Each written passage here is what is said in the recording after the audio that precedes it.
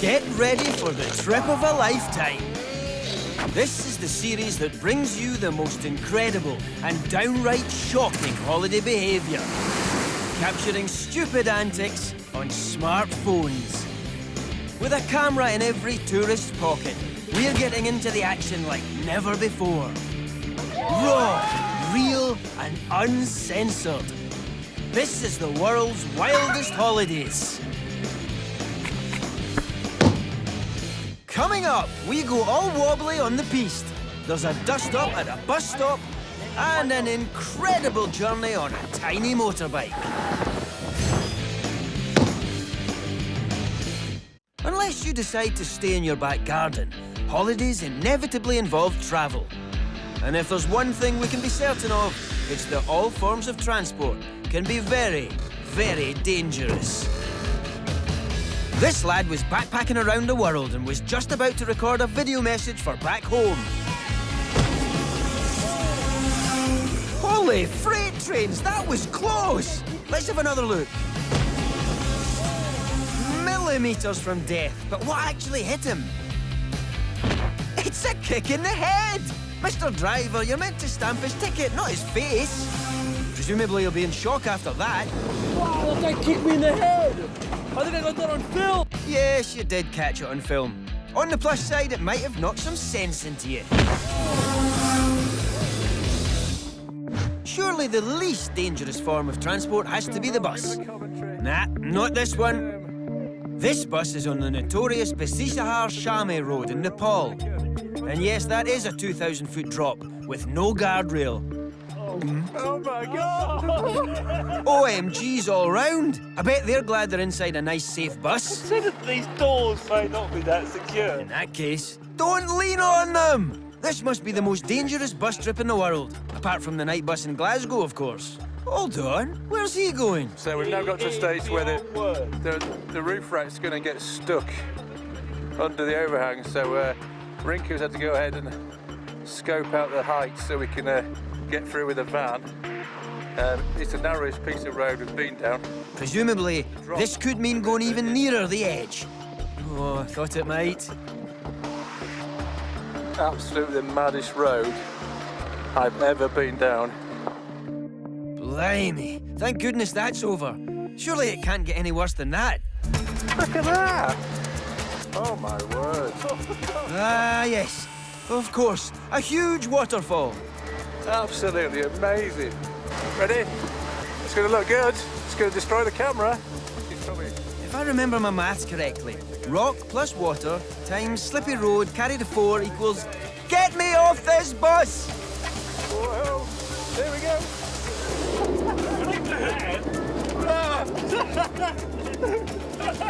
Oh no! Stop it! I can't close the window. All right, a wet seat. That's the least of your worries, pal. Nobody can sit there now. After that trip, I think all the seats are going to be wet. How about another bus that likes going off-road?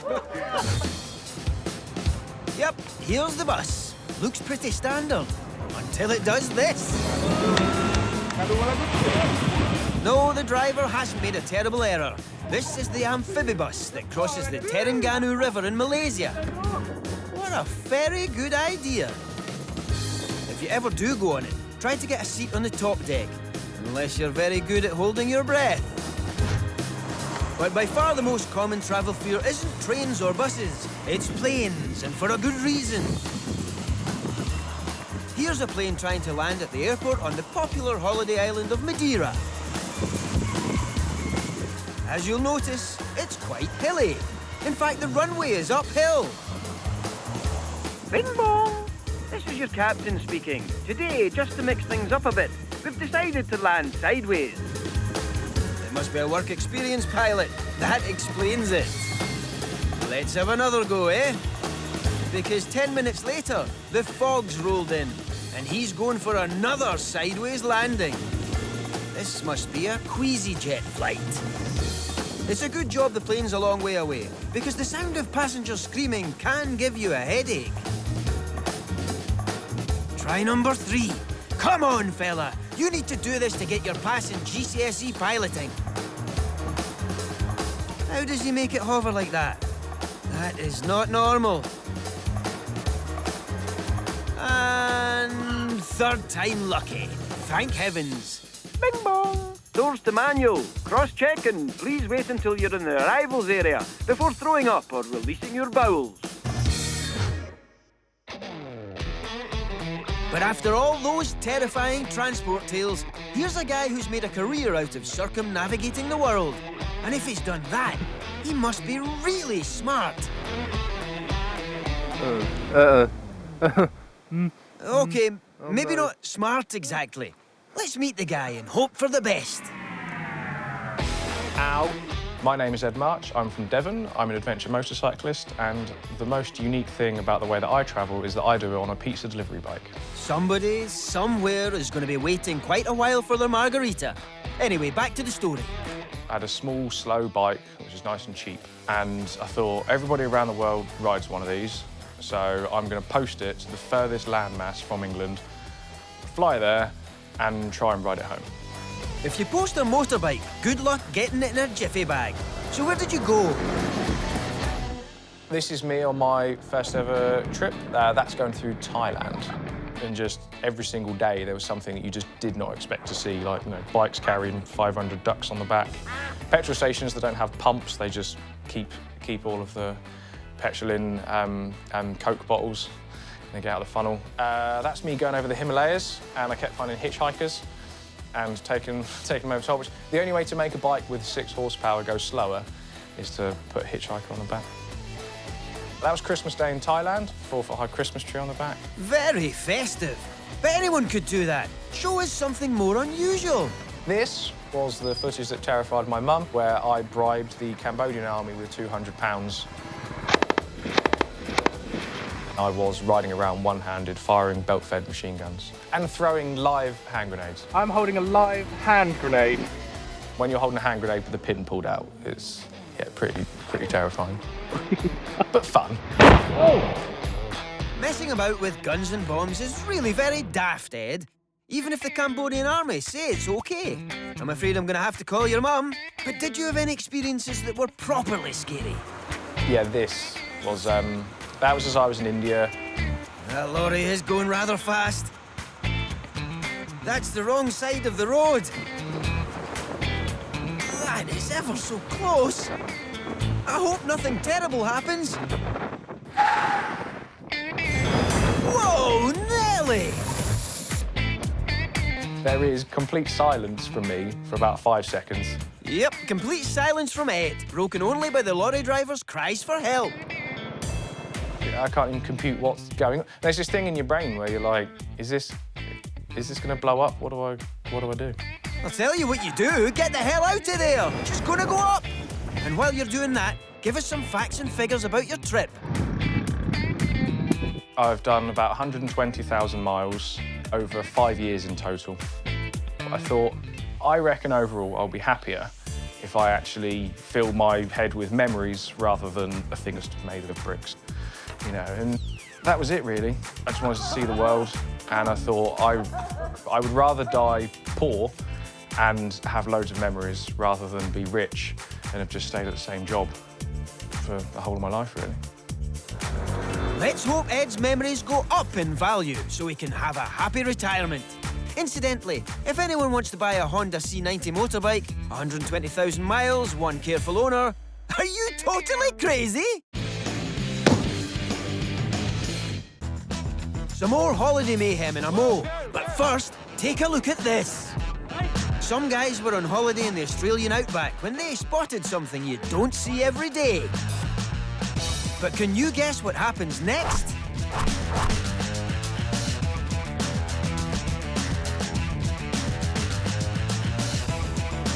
The dog's free. Run away! Or face him out. Hold on. Did he really do what I thought he did? Now bear in mind, a kangaroo kick can easily disembowel a human. Come on, put him up, put him up! Have that! It's hard to tell from the look in the kangaroo's face whether he's stunned or worried what the other kangaroos are going to say.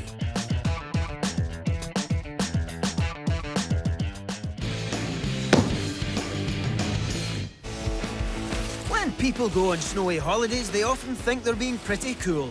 They get to wear groovy shades, hang about on the slopes, and film themselves doing it. And when the slippy snow makes people fall flat on their faces, it's always worth watching. Right, let's kick off with an easy one. Before you even get on the snow, you've got to get off the lift. Shouldn't be too tricky, should it? Ah, yes, perhaps it is. That's enough of people falling over on skiing holidays. Only joking. We've got plenty more of the good stuff. Take this guy, for instance. His state of wobbliness would indicate that après-ski has been enjoyed. All he needs to do is get his feet in the skis. Yeah, no. He'll be fine. Perhaps the après-ski will act as antifreeze. Right, let's have a look at this lad. All right, a young snowboarder. He's got all the gear. Looks like he knows what he's doing. No, he doesn't. Never mind, it's only a minor setback. Just pick yourself up. Dust yourself down. Get in position. And fall down all over again. He clearly doesn't have a clue what he's doing. How about wobbly guy? Aye, he's still at it. Bit of a struggle. Oh, look, a horse. But at least he's got a mate to help him. Ah, a friend in need is a chance to shove someone onto their face. What a shambles! Hold on, this gives me an idea. It's a battle royale. Wobbly guy versus newbie. Who will get on their feet first? Game on! Right, here's newbie for his third attempt. He's getting some tips from the attendant. And as expected. And there's some seconds for you. I hope you haven't got anywhere to go, because this might take a while. Wobbly guy has finally got his skis on. Can he take the prize here? I've got a tip for you. Pick your friends more carefully. It's newbie again. Has he learned anything? Oh, a disaster. But at least he's got a couple of meters up the slope, so that's an improvement, I suppose. Hurry up, mate. Your lift pass only lasts a week. Right, wobbly guy and his mate are working together. Bosh! And boom! Man down. Again. Come on, newbie. The crown's there for the taking. All you need to do is get up the slope. It's an unorthodox tactic, but it's working so far until it doesn't. Hopeless. Come on, man. It's not water skiing. Ah, whatever floats your boat. Hold on. Hold on. This is looking tasty. Could it be? Just a little bit further. I'm really sorry about this. I didn't expect it to take this long. But seeing as we're in it for the long haul, let's give wobbly guy one more chance. Oh, because he is up and on his feet. And on his backside. Come on, newbie. Can you just manage to stay on your feet for once, please? Right, hold on to your hats and your ski lift thing, whatever they're called. He's off. He's hanging. This could be it. Just a few more meters. Yes! Yes! He's done it! Newbie has beaten wobbly guy in the battle to stay upright. It was a truly epic contest, but in the end, there could only be one winner. Gravity. Keep your eye on the man on the sledge hurtling towards the camera. I guess after skidding down a mountain on your bum, it's time to hit the bar. Oh! If he's like this when he gets to the bar, what's he going to be like when he leaves? Now we travel to Eastern Europe, where a mountain rescue professional who was snowed under at work escaped to the slopes for a quick holiday and found himself under some snow, which is ironic, if you think about it. So my name is Sorin Alexandru Radu. I'm 28 years old. I'm from Romania. I'm currently a volunteer at the mountain rescue team, and I went there to train for 1 week, but it was a foggy weather for the last 3 days, And when I've seen sunshine, my first thought was to go on top of the mountain and try to go for a run. For a mountain rescuer, it's a bit of a busman's holiday, if you ask me. Still, must have been nice to be back out in the slopes after all that fog. Because of the different weather conditions, it just creates different layers, just like on a cake. So you have sunny weather, afterwards it snows and it gets colder, afterwards it's sunny again. That sounds dangerous, but off you go. So what happened next? All right, a flippin' avalanche happened next.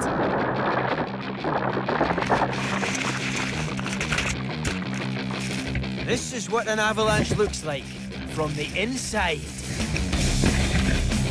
I was trying somehow to swim in the snow and stay on top of it. If the avalanche it would go on for another 4 to 5 seconds, I think I wouldn't have this interview with you anymore.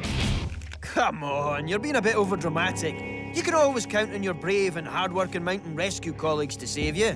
I had to take out myself from the snow. I radioed the guys from the rescue team, and I went through the radio and, guys, can you bring me a shovel? And they were, man, dude, the slopes are quite busy, we can't go. What? So these mountain rescue guys are too busy to rescue you, a mountain rescuer off a mountain? This world, eh? And after 1 minute, I've tried to take my right foot out of the snowboard. It took something like 5 minutes, it was easy. But the left one, it took me around 35 minutes to get it out because the snow just pushed me in front and I was just leaning in front of the snowboard. Doesn't sound too bad when you tell it like that. Man, it was a huge avalanche. Okay, fair enough. But Soren, having dug yourself out of a snowy grave, have you got any advice for holidaymakers who get trapped in a similarly snowy situation? When you're going on with all these extreme sports, you kind of take your own risk. So the best way to be safe in an avalanche is not to get involved in one. And if you do get caught in an avalanche, don't call mountain rescue because they'll be too busy.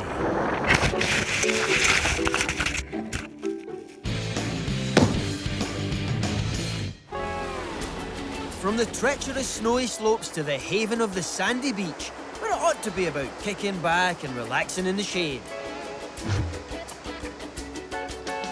These two senior gentlemen are in a dispute about who got to the beach umbrella first. They're throwing shade about being in the shade. You got everything else. First rule of diplomacy, always keep a channel of negotiation open. That's it, mate. Stand on the table. Then you're more or less the same height. That is a proper WWE wrestling move.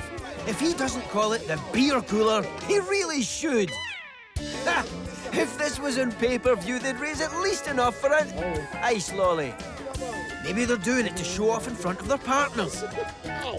She does seem keen on the bloke in the hat. All that testosterone.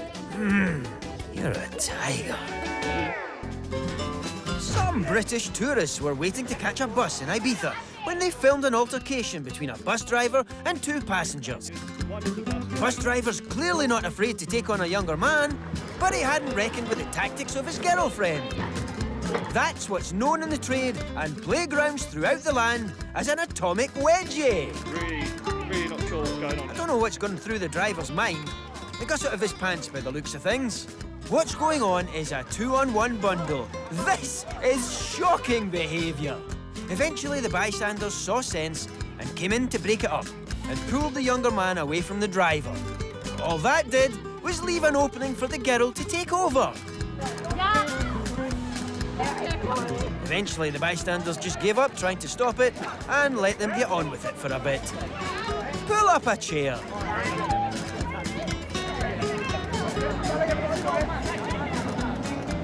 Surely they'd lose interest once his pants were up again. Nope. Round two.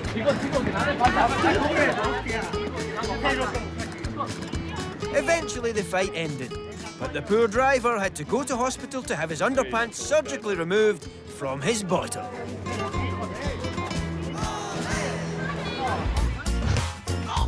Typical. You wait ages for a bus-related punch-up, and then two come along at once. A traveller in the Philippines caught this Barney between a driver and a conductor on camera. Look out, there's a bus stop coming. Bus stop, bus stop. Ah, never mind. I'm not convinced by their technique. I think they need a bit of coaching. But after a few moments, the passengers do the sensible thing and leg it off the bus. What are they fighting about? Oh, maybe it's who's in charge of the remote control for the movie on the onboard TV.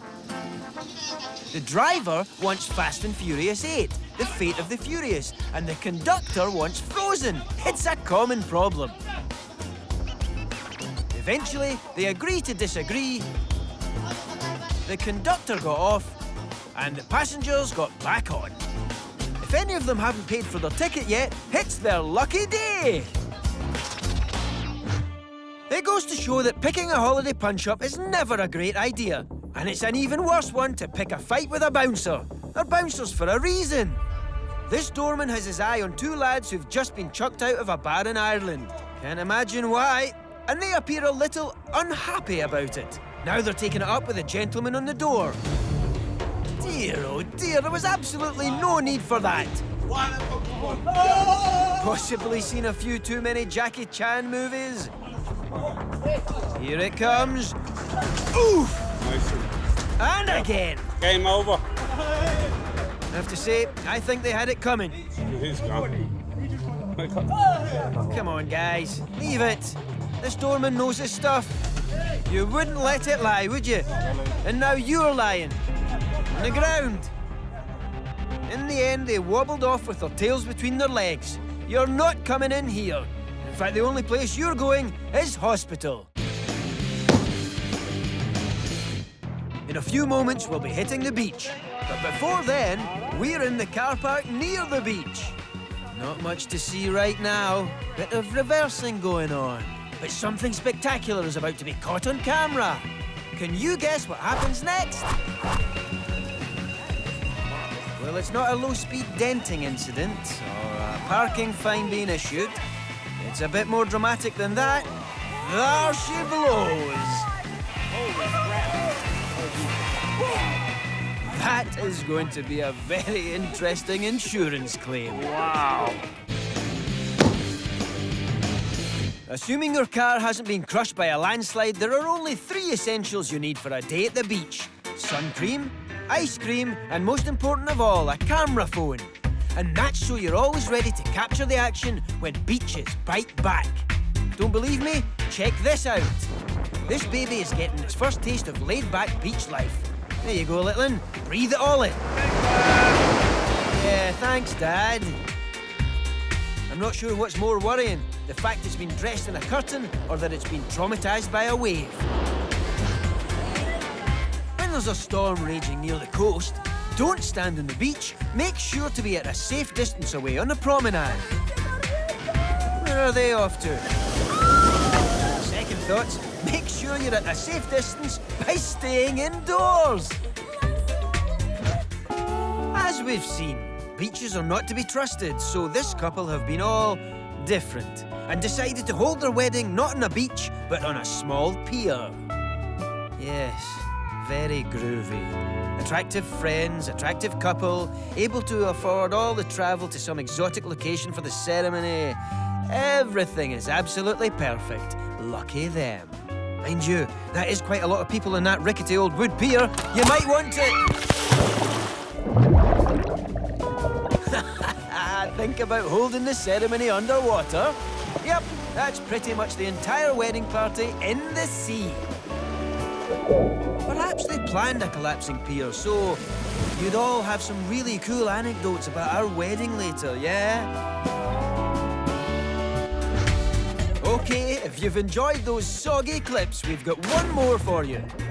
Meet newlyweds, Marilyse and Ryan Dreyer, who nearly waved goodbye to their lives as they travelled the world on their honeymoon. We decided for a honeymoon, rather than just a week or two away at a nice expensive hotel, we'd actually go travelling.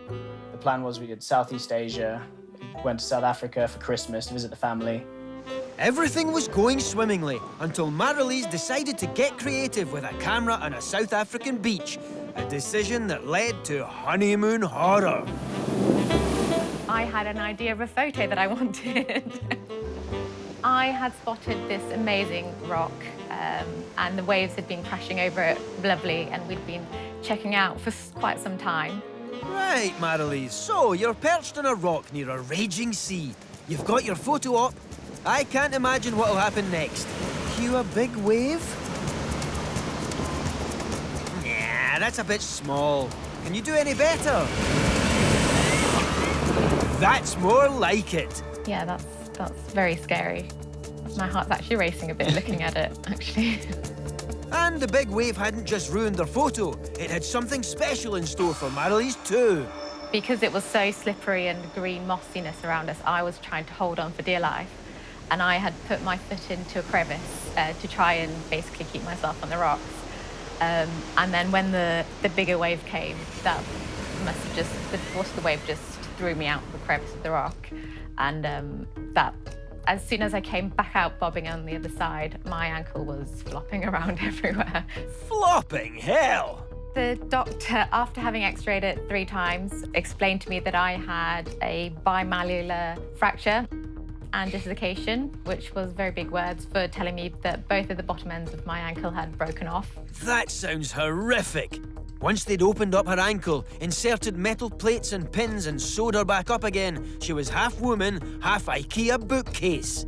But since this wave nearly took you to your grave, have you got any of that famous near-death experience wisdom to lay on us? Yeah, I mean, if I had to give some advice on what we learned from the incident, I would always say, yeah, go for it. I mean, if you want the photo, do it. I'm not sure your wife agrees. Hashtag awkward. Surely there's nothing safer than a holiday at the biggest theme park in the world. In Disney World here, everything's laid out for you. You don't even need to leave the park. The entertainment comes to you. Great! It's the Disney Parade! And there's the fairy godmothers from Sleeping Beauty. Now that is a classic film. None of your CGI nonsense. Hold on. What's that? The dragon is on fire. I mean, really, on fire. Repeat, the dragon is on fire. I'm no expert, but if there was a 30-foot animatronic mythical lizard with a built-in flamethrower on fire near me, I'd probably move a lot further back. Like the next state. Tell you what, you've got to respect this dragon. Even when its head is in inferno, he's still following the script. What a trooper. Yes, when fire strikes on holiday, it can be a truly terrifying thing. As we've seen, sometimes holidays can be a little bit too hot, as was the case in May 2018, when a hotel fire in Magaluf made headlines across the world. The papers claimed that the fire was started by some lads setting each other's feet alight. Can't be right, can it? To find out the real story, we got in touch with John Wilkes, an actual eyewitness Rufus, in your bed. to this hotel horror story. So, me and my dad went on a stag do to Magaluf. It was absolutely epic. Magaluf is a place of dreams. It's just like, you go there, you get pissed, you pull girls or boys, whatever you're into. You know, it's just express yourself. It's full of like things that you wouldn't do normally when you're at home. Girls out of Magaluf, they're fruity, they're fun, they express themselves. That's the best way to put it. OK, John, I'm glad you and your dad had fun with the fruity senoritas. But we got you here to tell us about the distressing incident that took place right in front of your eyes. This is my dad's video that he recorded. It is crazy. You can see the fire. If you look on the balcony, like there's only a tiny bit of flame. And then if you give it like 5 or 6 seconds, there you go. Now it's just exploded. It's gone massive. And then people are running in and out. It gets more intense, it gets more real, it gets more scary. As we said, the cause of the fire, according to the papers, was banter gone bad. Some guys setting each other's feet on fire. But as our on-the-scene accident investigator, John, what actually went down? We still don't know what's happened. OK, that's disappointing. But you must have some theories. The actual story, who was involved, You only get second names. You're never going to know. And to be fair, still now, I'm still wondering what actually happened. Because I'd love to know why, if they were having a barbecue, why are you having a barbecue at an all-inclusive hotel? That's a very good point. I hadn't thought of that. If they were having a fag, why were you smoking in a no-smoking room, so you're daft? Or why were you setting your mate's feet on fire?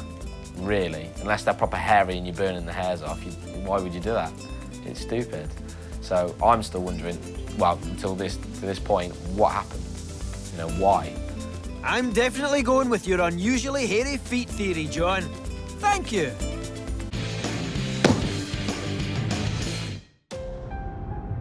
OK, that was pretty wild. A hotel room on fire. But now we're going to up the ante with a holiday fire that was 120 kilometres long. Or to put it more vividly... Fucking hell, look at this. Meet Peter and Vera, whose family holiday to Australia took a turn for the worse after a foolish attempt at taking the scenic route through the bush. So we went on holiday to Australia to do a road trip from Darwin to Adelaide. I have family in Australia. When we were staying with our family in Waiala, they decided to recommend a different route to go to Adelaide. Who wants to get somewhere quickly on a nice, safe motorway? The normal route is just kind of a motorway on the coast, and he said, now if you take sort of parallel, more inland road, it's more interesting. You get to the hills, you have nice views, and so we did. What they didn't realise is that one of these nice views would turn out to be something a lot more lethal. I'm starting to be a bit suspicious about Peter's Australian family. Quite soon after committing to that road, we saw this big cloud appearing in the sky on the horizon. We thought it was a cloud, and it stayed there. It just looked like a big weather front. We just really enjoyed it. Excited by weather? OK. Well, unfortunately for the weatherfront fans, this exciting weather event turned out to be a raging inferno.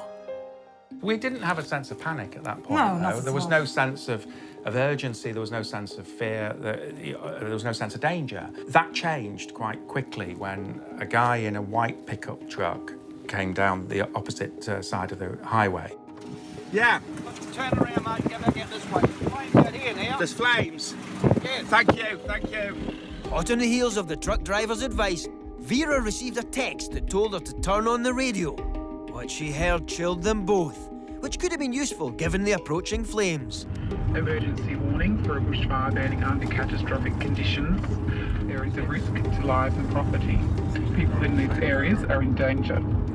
It gave you a warning. It said if you are in this area, which is exactly where we were, it said do not drive, it's too late. Latent heat will kill you before the flames get to you. Peter was starting to panic. How the fucking hell are we going to get out of this? Are you stopping? Slow down. Oh no. Don't, Peter, we're in serious trouble here. Fucking hell, Peter, we're in the middle of a bushfire. The fire had actually come round the back of us, and we were sort of almost in a polo mint effect now. A polo mint? Now is not the time to compare a life-threatening bushfire to sweets. And the fire had gone behind us, so we're going back down the only road that we had, the only exit we had. Christ. The only thing we can see is two lights in front of us. We're travelling at about 60 miles an hour in blackness, focused on two lights, knowing that if he makes a mistake or if he goes off the road, we are going off the road with him. We would have followed him over a cliff if he'd driven over a cliff. That's the panic at that point. What you are looking at isn't nighttime. The sun was still up, but the smoke was so thick visibility was down to a few meters. And things were about to get worse for Peter and Vera. The smoke started coming through the vents, and the temperature, which you don't get on the film, rose enormously. We were in trouble. It was absolute life and death at that moment in time. We were right on the verge. One mistake, left instead of right, brake instead of accelerate, or worse still, the car breaking down, which was the next issue we had.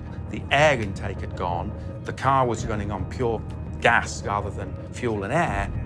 I could feel the car slowing, could feel the car coughing. If we'd stopped, it was game over. We were just barely ahead of the curve on this, but it was catching us. Death by fire wasn't the only thing on his mind. Peter was already thinking about what would happen afterwards. I was thinking very rationally. I was aware that there's no way I'm going to stop this film now, because I'm actually thinking that this is going to be our evidence, this is going to be our story when the phone is recovered. Would the old adage, the night is darkest before the dawn, hold true? We kept going and we came out of the smoke. Coming out of that, it was like a new dawn. I mean, and it was as sudden as going into it. We just whoosh and we're out in sunshine. It was a massively lucky escape for us. It's the closest thing in my life to dying. The things in life that you see, like the tsunami that happened, where you see the footage and you think, it doesn't look too bad. How can that possibly kill people? When you're looking at the water, it's 2 foot deep and it's going through this, how on earth? And when you look at bushfires, you have a similar attitude. You see these things and, you know, they're burning away and you look at them and you think, they look quite inert. But the power of them, the sheer force of nature and the sheer force, if you're in them, unbelievable. That's very poetic, Peter. It seems this near-death experience has given you a more philosophical outlook on life. How are we gonna get out of this? Or maybe not.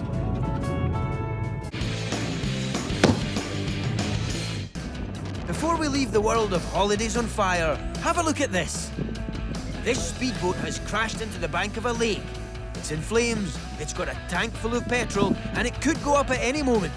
Question is, what happens next? Considering it's in flames and has a full tank of petrol, the most likely outcome is explosion. What are you doing? Yeah, what is he doing? Ah, yeah! Use a boat to save a boat. That is a great idea. Well done, speedboat driver. Good job, everybody. Oh, yeah, aye, better safe than sorry, eh? Great, that's definitely got it. Well played, smashed it out the park. Boom! The flames are out, but there is a danger of it sinking now. What? What, again? No, there's really no need, it's just showing off now. Yeah, right, we've all seen what you can do with your big speedboat. Everyone thinks you're a hero. Got it. Oh, come on, there'll be no water left in the lake at this rate. Or for crying out loud. Let's leave him to it.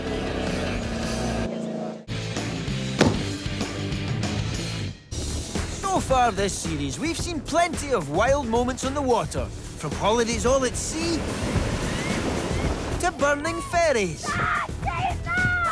But perhaps it's not the deep blue brine that we should be worried about. It's what's in it that the unsuspecting holidaymaker needs to watch out for. Ah, these playful dolphins are frolicking in the pool. Isn't it wonderful? But in fact, they're plotting against humanity. Don't believe me? Look at its face. Gloating. It knows exactly what it's doing. What's that, Flipper? You want to play Fortnite? He'll be straight down the pub with that to offload it to his mate Squirty. 100 squid. Easy money. He can pay off that loan shark now. Dolphins can't walk, yet, but something in the water has attracted a lot of attention on this Baltic beach. Is it a shark? A seal, maybe? OMG! It's a sea pig!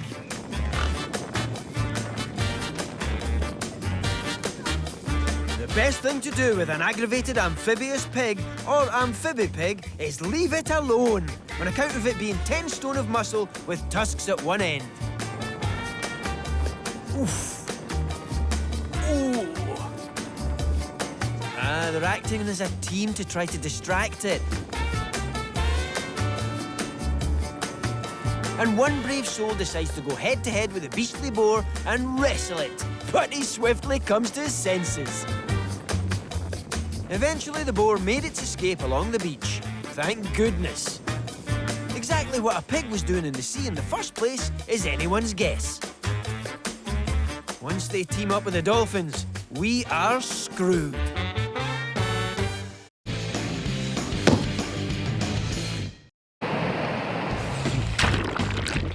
Meet Charlie Head, whose epic paddleboarding holiday became a mission of mercy when he spotted something out of the ordinary on a groin. I was just coming to the end of a very long journey, stand-up paddleboarding along the entire south coast of the UK. Just gone round the corner from Ramsgate and coming up the Thames, and feeling exhausted. You know, I've been going for a few weeks solidly. And I was just coming along the coast there, and there was just long groin, and I could just see a really awkward mound of fluff sort of fumbling around. If you weren't aware, a groin is the thing that sticks out into the sea from the beach, and this one had a distressed ball of fluff on it. Whatever was on the end of this rock just wasn't designed to be there, do you know what I mean? That's a bit rich, coming from a man on a plank on the sea. And I got closer and closer and closer. It's a ridiculous thing. It's a Shih Tzu. It's not that bad. And don't call me Sue. I mean, this thing looks like it's never left a handbag. So I paddled up to it, managed to call it onto the board, but to be honest, it was, you know, I can't really swear, but it was shitting itself. So I put it on the board, and then it just leapt off again. No. So I was like, all right, scooped it up, chucked it on, chucked it between my legs, and started to make very pathetic noises. Just relax. It's okay. It's okay. It's okay. It's okay. I was always a bit surprised with that when I look back at the video. I've never made noises like that before. I think it's because it was such a small, vulnerable dog that I made that really cute voice. Say, come on, Shih Tzu, come onto my board. What are you doing out here, huh? All right, let's get you in. Whether it was a cute voice or a weird voice didn't matter, because it got the dog on board with the idea of being on board the board. I managed to kind of calm it down a bit, stuck it between my legs, and glided back into shore. So let me get this straight. You rescued a soggy doggy from a groin and nestled him in your groin, but spelt differently, obviously. And then I looked around everywhere, but there was nothing. You know, it's just barren coastline and one pub. So I went to the pub and just got them to call the RSPCA and see if they could find anyone for it. And luckily, it had a chip inside of it, and so they were able to find the owner. But how did this dog get out there in the first place? Was it chasing a catfish? The dog slipped the collar of a potential new owner, and the dog bolted. And I just panicked, I guess, ran along the groin, or just saw this as his last moment of freedom. And then the tide came in and just caught him out. Sounds like you and that little Shih Tzu had quite a lot in common. Yeah, God knows when that dog last had an adventure. But this Shih Tzu went on one, for sure. It was a nice ending to a really hectic holiday. That's it for this time, but come back soon, because as we've seen, there's a whole world of wild holiday moments out there. So what are you waiting for? Go on, knock yourself out.